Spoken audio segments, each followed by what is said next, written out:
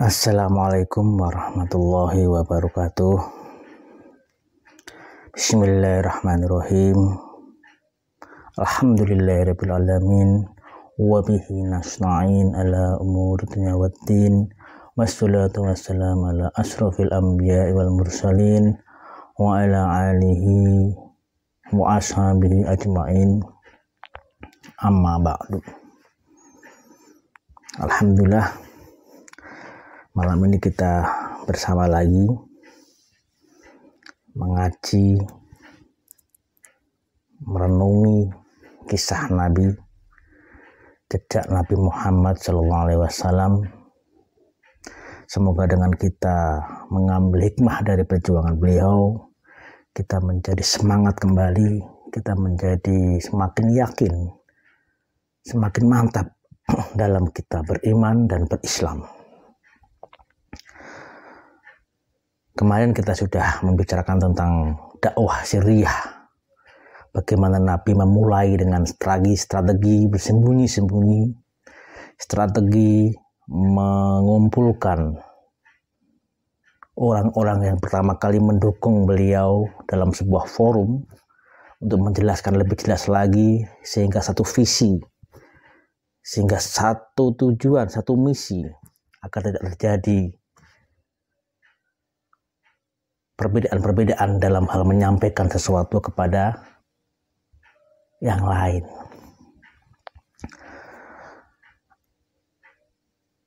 Ada sebuah interaksi yang intens ketika awal-awal memberikan sebuah pemahaman tentang sebuah ajaran baru, syariat baru, Islam.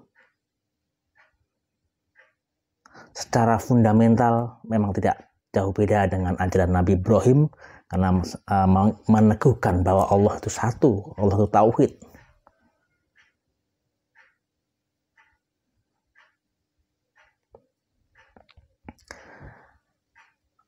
Dalam beberapa pertemuan yang sering dilakukan oleh Nabi Muhammad, tentu saja beliau tidak memberikan hal-hal selain dari Al-Quran, selain ada wahyu yang telah diturunkan oleh Allah Subhanahu wa Ta'ala. Setiap kali dalam pertemuan itu beliau selalu menyampaikan ada sebuah ayat baru, ada sebuah wahyu baru, untuk makin menjelaskan, untuk makin menguatkan perjuangan dakwah sirriyah ini. Akhirnya antara Nabi, sahabat, itu sangat intens sekali berinteraksi dengan Al-Quran. Akhirnya para sahabat itu juga langsung menghiasi, menghidupi dirinya pada malam hari dengan bacaan-bacaan Al-Quran. Apa yang disampaikan oleh Nabi Muhammad tentang sebuah ayat Al-Quran langsung tertancap di hatinya. Malam-malam mereka kumandangkan, siang-siang mereka tampilkan dalam kepribadian. Mereka ingin menampilkan sebuah suri tauladan yang bagus, sehingga orang-orang makin tertarik terhadap ajaran Islam.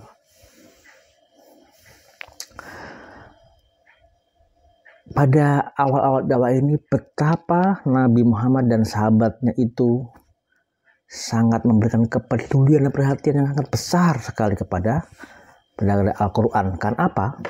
Karena Al-Quran ini, beberapa wahyu yang telah diturunkan di awal-awal Nabi ini, itu benar-benar bertujuan untuk memperkokoh akidah dan ruhiyah. Oleh karena itu, kita seharusnya senantiasa dengan keaktifan kita, dengan kesibukan kita harus berkokoh dengan interaksi kita dengan Al-Quran. Bagaimana kita berinteraksi dengan Al-Quran? Yang pertama, tentu saja kita harus membacanya secara terus-menerus, istiqomah. Walaupun satu ayat tidak masalah, yang penting istiqomah membaca Al-Quran. Bacaannya belum benar, tidak ada masalah. Yang penting kita terpaut hati kita dengan Al-Quran. Yang kedua, kita bisa menghafalnya. Menghafalnya ini memang bukan setiap orang bisa menghafalnya, tapi ada beberapa orang yang mampu menghafalkan, kemudian bahkan mengetahui saat ini qiraatnya juga banyak sekali. Bacaannya, lantunannya juga berbeda-beda sekali, karena memang dalam Al-Quran atau baca Al-Quran itu banyak qiraatnya. Ada qiraat Sabah, ada qiraat Asroh, banyak variannya. Kalau di Indonesia ini yang terbanyak itu adalah qiraah Imam Hashim, riwayat Hafiz, Tarik, Satibiyah. Itu yang paling banyak di Indonesia ini. Selain kita menghafalnya, membacanya dengan rutin, kita juga perlu menghayati. Agar apa? Agar kita paham, meskipun bacaannya kurang benar, tapi kalau kita memahami atau menghayati, bahkan mempelajarinya, itu akan semakin meresap di hati. Setelah itu apa? Setelah kita menghayati, tentu saja mentadaburinya, merenungkannya, mengimplementasikan diri kita. Sinar yang tadi Al-Quran itu kita harus tadabur, merenungkan lebih dalam lagi. Karena setiap konteks, setiap tempat itu akan berbeda-beda sekali konteks zamannya. Kemudian kita harus mengamalkannya, merealisasikannya. Dan yang terakhir, kalau kita sudah paham, kita sudah memasukkan ataupun mencitrakan diri kita terhadap nilai-nilai yang disampaikan oleh Al-Quran itu, tentu saja kita menyebarkannya, mendakwakannya kepada yang lain. Agar apa? Agar bermanfaat. Kita dulu yang berubah, kita dulu yang mengimplementasikannya. Jangan kita tidak mengimplementasi, tapi kita menyuruh orang untuk mengimplementasi. Itu kurang tepat. Oleh karena itu sejak awal Nabi menekankan, kalau ada suatu ayat, sebuah wahyu Al-Quran turun, maka kita harus segera mengamalkannya, memancarkan diri kita terhadap apa yang disampaikan oleh Al-Quran tersebut. Nah, bagaimana kita merenungkannya, bagaimana kita memikirkan, kita mencari sebuah pesan sehingga itu masuk dalam diri kita, atau yang dengan tadabbur. Untuk kita bertadabbur itu ada beberapa syarat. Yang pertama adalah shahihul aqidah. Jadi kita harus memiliki akidah yang benar. Kalau kita tidak memiliki akidah yang benar, kita akan bingung dan akan tidak memiliki keyakinan. Keyakinan itu penting sekali dalam memahami sebuah ayat. Yakin dulu, itu paling utama. Yakin kalau wahyu ini ataupun ayat ini memiliki maksud yang sangat tepat bagi kehidupan kita, bahwa inilah solusi ataupun jalan ataupun ketentuan yang ditentukan oleh Allah. Yang kedua, tentu saja bersih hati kita. Jiwa kita harus jernih. Jangan sampai kita memiliki emosi, kita memiliki dendam. Memahami nilai-nilai Al-Quran itu akan terjadi sebuah kesalahan paham, atau dalam bahasa salamatul qalb. Jadi hati kita harus bersih. Kalau hati kita dimasuki ataupun diliputi dengan kebencian, dengan dendam, itu pasti akan menelurkan sebuah pemahaman yang keras. Kita akan cenderung mengklaim, cenderung menuduh seseorang dengan apa yang kita baca. Maka kita ketika membaca sebuah ayat itu harus dengan jernih, dengan jiwa yang teduh, dengan jiwa yang penuh kasih sayang dan seterusnya. Sehingga kita membaca ayat-ayat ini tidak langsung kemudian kita menjadi marah.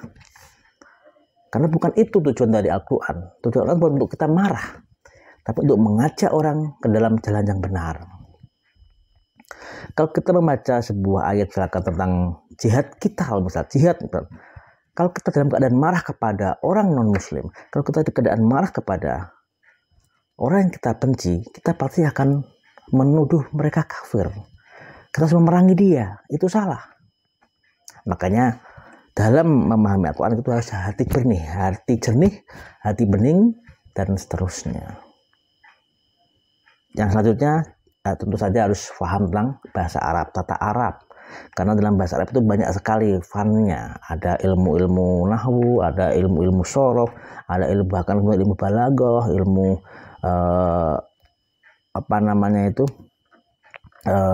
sastra dan lainnya. Banyak sekali. Jadi kita jangan terjebak dengan pemahaman yang kaku. Jangan kemudian kita memahami yatullah misalkan, tangan Allah atau apa. Kita harus memiliki ilmu-ilmu yang mumpuni. Belum lagi kita kemudian memahami tentang ilmu tafsir dan bil maksur. Jadi kita harus memahami konteks dari sebuah ayat. Setiap ayat, setiap wahyu itu pasti atau biasanya ada konteks wahyunya, meskipun secara khusus biasanya, tapi kita bisa mengambil makna secara umum, mengambil ibarahnya. Itu banyak sekali. Dan tentu saja komitmen terhadap ajaran Islam itu yang juga harus diperhatikan. Kalau kita nggak komitmen, tentu saja kita akan jebak, cenderung memberikan sebuah pemanaan yang emosional. Jadi semoga kita dibersihkan dari hal-hal yang mengotori jiwa kita dibersihkan dari niat-niat buruk untuk memahami Al-Quran, sehingga kita bisa lebih jernih menemukan ruhul Al-Quran yang ada wahyu-wahyu yang disampaikan kepada Nabi. Nah, karena apa? Karena dalam setiap ayat itu biasanya ada sebab-sebab diturunkannya ayat tersebut, atau dikenal dengan asbabun nuzul. Jadi setiap ayat itu memiliki karakter, memiliki makna khusus yang dikandungnya. Memang berbeda-beda sekali ayat-ayat yang turunkan. Ada yang pendek, ada yang panjang, ada yang penggalannya kata sangat indah menawan, ada yang dengan sentuhan lembut sesuai kondisi saat itu.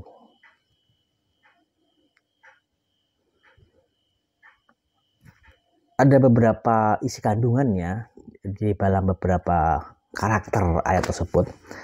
Tentu saja yang pertama adalah keimanan. Bagaimana ayat tersebut bisa menambah keimanan kita.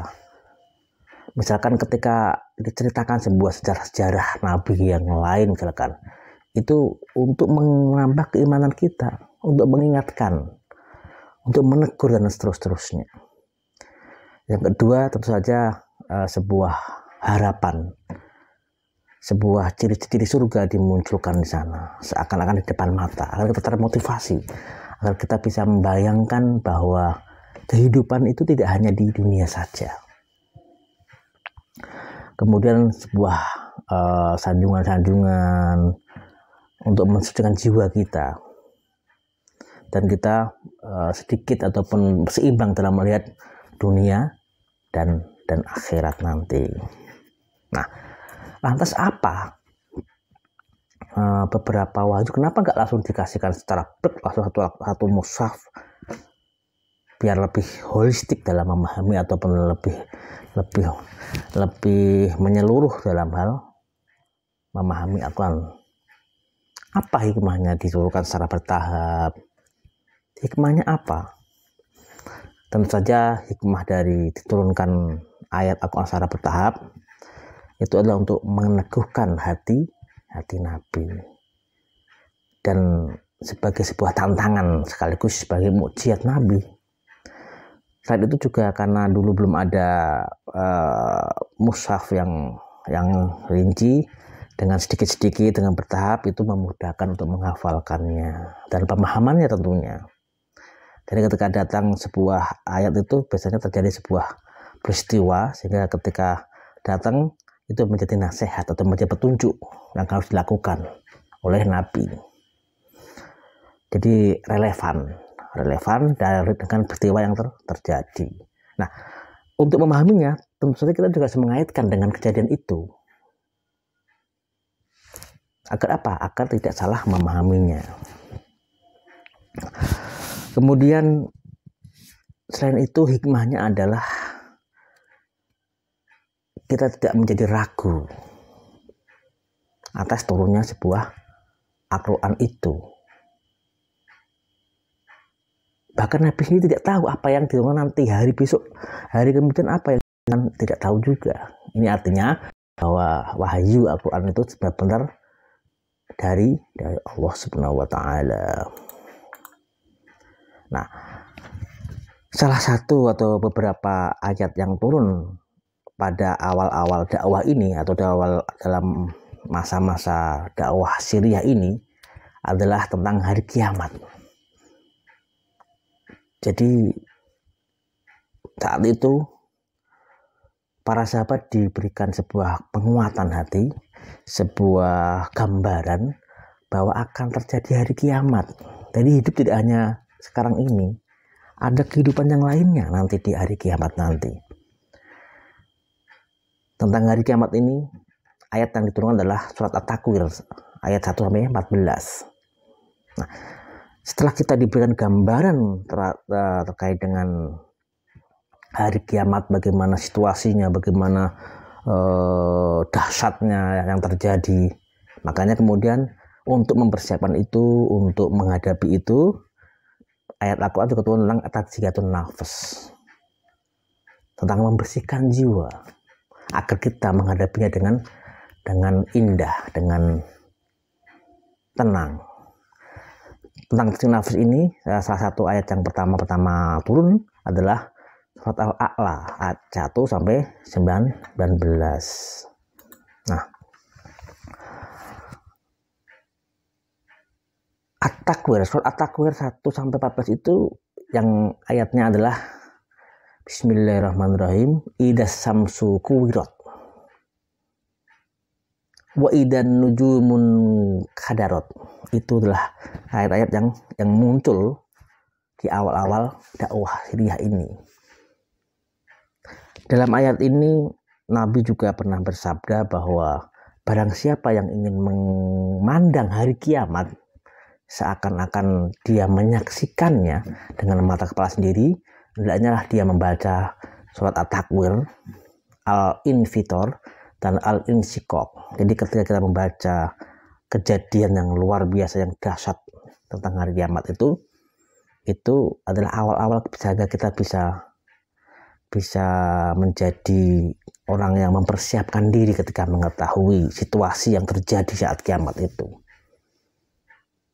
Coba kita bisa pahami idas samsu kuwirat, apabila matahari digulung. Kita bisa membayangkan bagaimana matahari digulung. Tentu saja dunia menjadi gelap gulita, tidak ada cahaya lagi. Semuanya tiba-tiba lenyap. Terjadi banjir yang luar biasa sekali. Itu bisa kita bayangkan bagaimana terjadinya hari kiamat. Nah, kemudian salah satu yang juga setelah kita bisa mengetahui apa yang terjadi pada hari kiamat tersebut, kemudian ada juga ayat yang menunjukkan tentang maka sucikanlah nama Tuhanmu yang maha tinggi.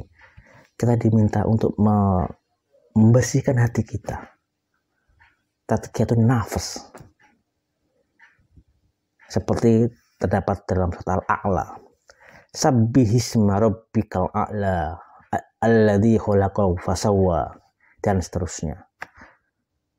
Itu mengajak sahabat-sahabat untuk makin membersihkan diri, masih membersihkan tentang nafas kita.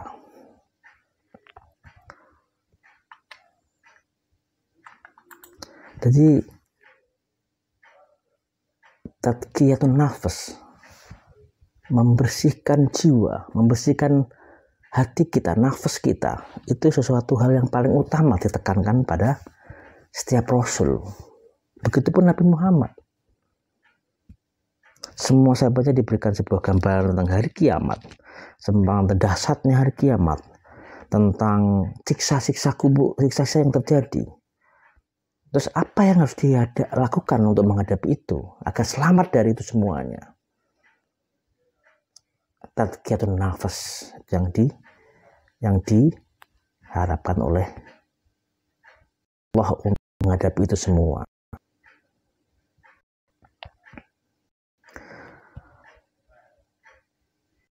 Jadi kita diminta untuk membersihkan diri dari apa? Dari kesesatan, dari kekufuran. Itu yang diinginkan Allah dalam diri kita. Tazkiyatun nafas itu apa? Tazkiyatun nafas itu ada dua kata, tazkiyah dan nafas. Tazkiyah berarti membersihkan atau menumbuhkan nafas jiwa. Dia harus membersihkan jiwa kita.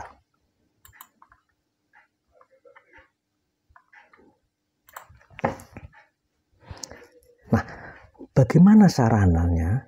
Bagaimana sarana tazkiyah tersebut? Yang pertama adalah tatahur, bersihkan jiwa. Toharoh, menyucikan diri. Dari apa? Dari syirik, dari riya, dari ujub, dari sombong, dari dengki, dari bakhil, dari tamak,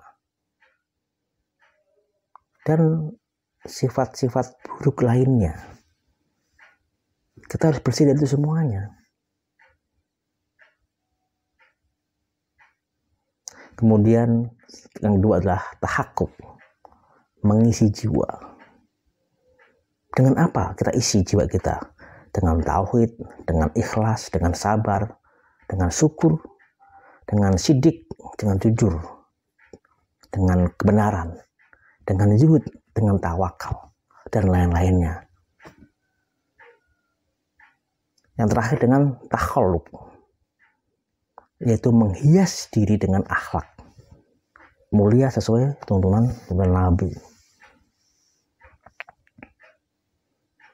Nah, dengan ini semuanya nanti apa hasilnya, apa outputnya? Ada semakin baiknya hubungan kita, hablum minallah dengan Allah, sekaligus hubungan kita dengan manusia, hablum minan nas. Kenapa ini penting sekali? Karena hati ini itu adalah sesuatu yang mengendalikan manusia. Hati adalah raja bagi manusia itu. Kalau hati kita bersih, perilaku kita, pikiran kita menjadi bersih. Dalam sebuah hadis yang diriwayatkan Bukhari Muslim, atau dikatakan muttafaqun alaih, yang artinya ingatlah sesungguhnya pada jasad manusia itu terdapat segumpal darah. Jika baik, seluruh tubuh akan baik. Dan jika rusak, rusaklah semua jasad. Ingatlah, jasad itu, segumpal darah itu adalah hati.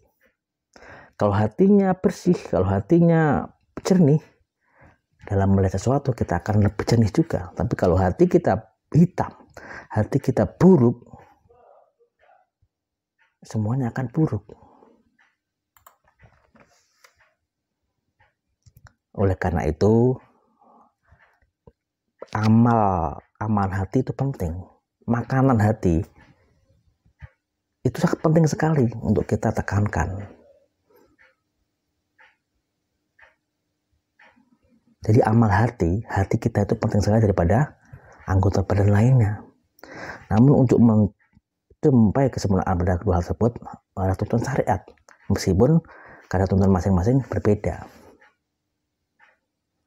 Jadi tazkiyatun nafas, hati kita harus bersih, harus murni untuk menghadapi apapun yang terjadi nanti. Wallahu a'lam bishawab. Semoga pertemuan kali ini bisa menumbuhkan kecintaan kita kepada Al-Quran, bisa makin membersihkan hati kita, dan kita bisa lebih jernih memahami ajaran Islam dengan baik dan benar sesuai ajaran Nabi. Wallahu muwaffiq ila aqthariq. Wallahu a'lam bishawab. Wassalamualaikum warahmatullahi wabarakatuh.